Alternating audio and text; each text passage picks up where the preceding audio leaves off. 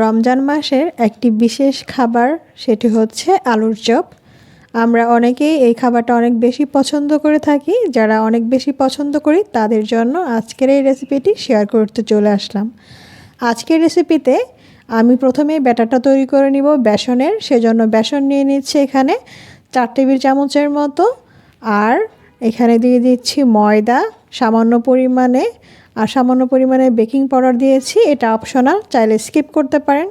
তারপর সামান্য হলুদ, সামান্য মরিচ এবং লবণ ও গরম মশলা। আপনারা চাইলে কিন্তু এখানে মরিচ এবং গরম মশলার পাউডারটা স্কিপ করতে পারেন, তবে দিয়ে দেখতে পারেন, এটা দিলে কিন্তু বেশ ভালো লাগে। ভালোভাবে একটা স্মুথ ব্যাটার তৈরি করে সাইডে রেখে দিয়েছি। এদিকে আমি আলুটা রেডি করে নিব।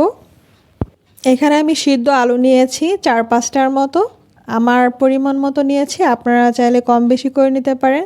তারপর এখানে পেঁয়াজ কুচি, মরিচ কুচি, ধনেপাতা কুচি, আর আজকে আমি এখানে 2টা ধনেপাতা ইউজ করেছি। একটা হচ্ছে রেগুলার ধনিয়া পাতা, আর একটা হচ্ছে পাতার মতো বড় বড়, যেটা অনেকে বলে থাকে এটাকে বিলেতি ধনেপাতা, সেটা ইউজ করেছি। আমার কাছে ধনেপাতার স্মেলটা অনেক ভালো লাগে, সেজন্য এটা ইউজ করা।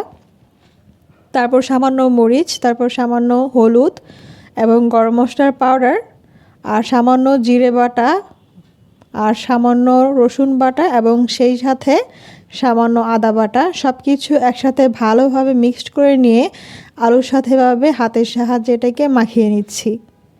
খুব ভালোভাবে মাখানোর পর কিন্তু এখানে আমি আমার মতো করে শেপ দিয়ে নিব। আপনারা চাইলে ছোট বড় যে কোনো শেপের তৈরি করে নিতে পারেন। রমজান মাসে একটু ভাজা পোড়া খাওয়াই হয়ে যায়, আর আলুর চপটা কিন্তু আমার কাছে স্পেশালি অনেক বেশি ভালো লাগে। যাদের কাছে ভালো লাগে তারা চাইলে এরকমভাবে ঝটপট তৈরি করে নিতে পারেন। এটা তৈরি করা খুবই ইজি, এবং সেই সাথে চাইলে এটার ভিতরে ডিম দিয়ে দিতে পারেন, অথবা চাইলে আপনারা এই ম্যাশ পটেটোর সাথে যখন মিক্সড করছেন সেটার সাথে মুরগির মাংসটাও দিয়ে নিতে পারেন। তাতে করে ফ্লেভারটা ভালো লাগবে, খেতেও ভালো লাগবে।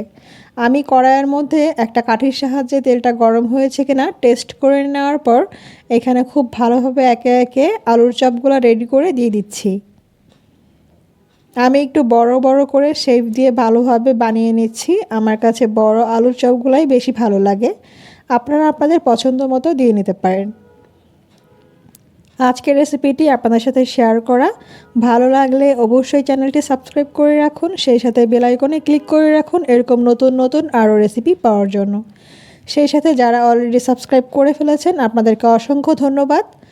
বাই দ্য ওয়ে, আরও একটি কথা বলার আছে আপনাদেরকে। আপনারা অনেকেই আমার ভিডিও রেগুলার দেখে থাকেন কিন্তু লাইক কমেন্ট কিছুই করেন না। আশা করছি এখন থেকে লাইক কমেন্ট পাবো। আল্লাহ হাফেজ।